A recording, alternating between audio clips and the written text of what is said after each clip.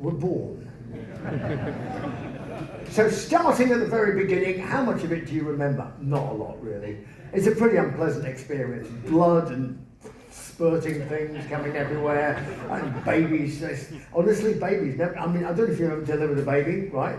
I actually was like, you know, like what's the guy called? Like in cricket, it's a wicket keeper. The guy that stands behind the wicket like this, like that. You know, I actually dropped my first son. Yeah, I dropped the catch. You know what I mean? He went straight to. They're slippery little fuckers, babies. Right? They really are. You know, it's whoosh, boom. You know, they come out at quite a velocity. I've got to tell you. You know, there's some horsepower behind that. But in my case, no, because I refused to come out. I was quite happy, you know, 2001, the end of 2001, you know, the trippy thing where the big embryo, the big fetus is like, you know, floating through space towards Earth, thumb in mouth, you know, like that, having a fine time. That was me with my mum, in my mum, you know, until, big surprise, I was born.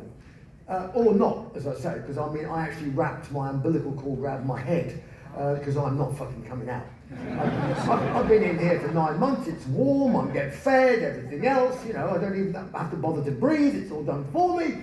Why would I come out to the big wide world where there's big white lights and doctors and people to slap you upside the head? So I was not coming out, of course they fucking dragged me out.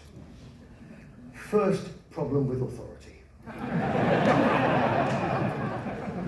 And that subsequently comes back to haunt you. So yes, finally, yes, I was born. My mum was quite, well, I did the maths, and yeah, she was quite young, I think. Not sort of Jeffrey Epstein territory, but close. Nice. But,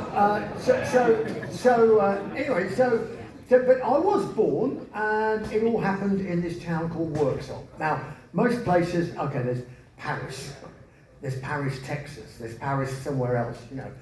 I've now got no doubt somewhere, there's an Orlando somewhere else other than Florida.